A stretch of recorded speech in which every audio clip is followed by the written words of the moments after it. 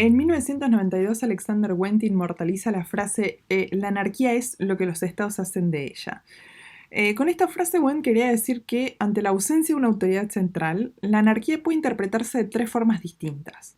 Como lo haría Hobbes, es decir, una guerra de todos contra todos; como lo haría Locke, es decir, rivales que podrían llegar a cooperar si existiesen los incentivos correctos; y como lo haría Kant, es decir, amigos en el contexto de una paz perpetua.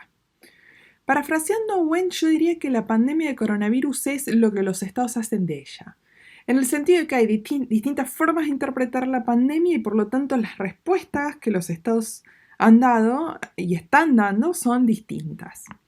Simplificando un poco los efectos analíticos, creo que podrían identificarse cuatro modelos de respuesta. El primer modelo es el modelo chino. Es un modelo que prioriza al gobierno central, al régimen, que prioriza el orden y limita la movilidad de circulación. También es un modelo que oculta información al inicio, invierte en reputación después, y claramente se evidencia de este modelo una intencionalidad concreta en salvar al régimen en su poder estructural, en su autoridad y en su proyección simbólica internacional. El segundo modelo es el modelo italiano. Es un modelo que prioriza al ciudadano y sus libertades individuales. Por eso una Italia tan renuente inicialmente a aplicar la cuarentena y después una Italia tan enfocada en salvar vidas, aunque su sistema sanitario no pueda procesar todas las demandas. El tercer modelo es el modelo estadounidense, que busca preservar un activo central, que es el mercado, o al menos esa es la intencionalidad de Trump. Habría que preguntarle a Cuomo, el gobernador de Nueva York, si piensa lo mismo.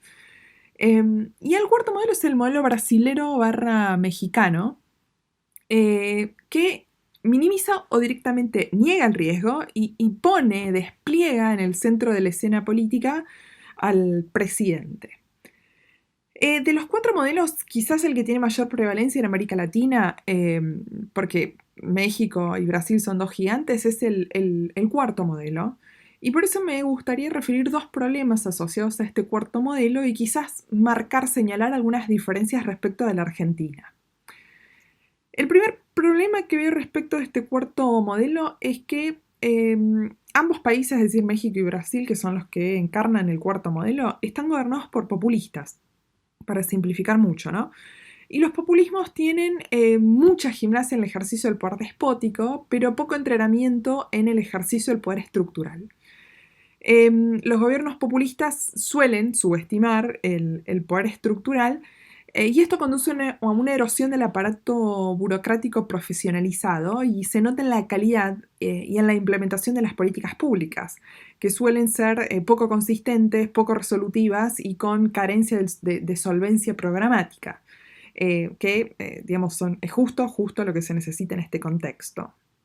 El segundo problema que veo es que es un modelo no compatible con el proceso policy making de los estados federales. Y esto es serio, es un problema serio porque tanto México como Brasil son estados federales. ¿A qué me refiero con esto en concreto, con este segundo punto? Básicamente quiero decir lo siguiente: en los estados federales el diseño y la implementación de políticas públicas no está a cargo exclusivamente del gobierno nacional. Digo, a esto lo sabemos todos. Por razones de eficiencia económica o de racionalidad administrativa, las unidades subnacionales tienen sus propios recursos y poder para diseñar e implementar políticas públicas. Y quizás, si pongo un ejemplo sencillo, puede figurarse bien esto que acabo de decir. En el año 2000 la Argentina tenía 3.400 hospitales y de ellos el 60% eran privados, el 38% públicos y el 2% pertenecían a obras sociales. O sea, grosso modo había 1.300 hospitales públicos en todo el territorio nacional, y de ellos 1,8% eran nacionales y 98,2% eran provinciales. O sea, eso es una radiografía que nos muestra que la salud está fuertemente federalizada, la política sanitaria está fuertemente federalizada en la Argentina. La implicancia directa de esto, y que también se va a ver en Brasil, o que se está viendo en Brasil y México, es que el impacto del coronavirus en los países federales va a ser enorme en las unidades subestatales. Y de allí que en estos dos países los gobernadores estén reclamando por la falta de inacción del gobierno central, algo quizás que también está pasando en Estados Unidos. Argentina no optó por el cuarto modelo, Y por eso se evidencia como un alineamiento más sólido entre la nación y las provincias. Quizás la imagen más clara de esto es la figura de Alberto Fernández secundado por los gobernadores. Pero en todo caso abre la pregunta de, bueno, ¿por qué modelo optó Argentina? Y desde mi punto de vista optó por un modelo híbrido entre el chino y el italiano, con necesarias adaptaciones al medio, porque la Argentina tiene altos índices de informalidad laboral, de hacinamiento y de pobreza que claramente China e Italia no tienen. Y nos damos cuenta de que Argentina optó por este híbrido por el perfil de las políticas públicas que el gobierno nacional está implementando.